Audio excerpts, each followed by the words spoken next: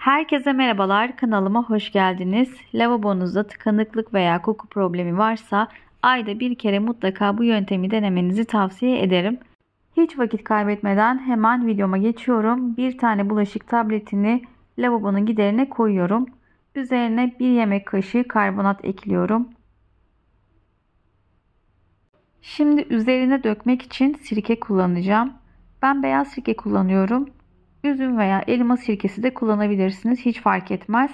1 su bardağı beyaz sirkeyi üzerine döküyorum şimdi. Gördüğünüz gibi köpürmeye başladı.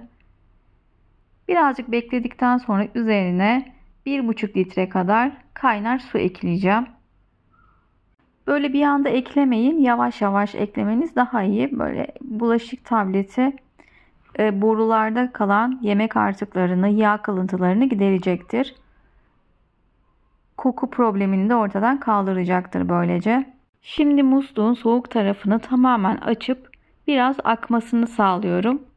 Videom bu kadardı. Beğenmeyi unutmayın. Hoşça kalın.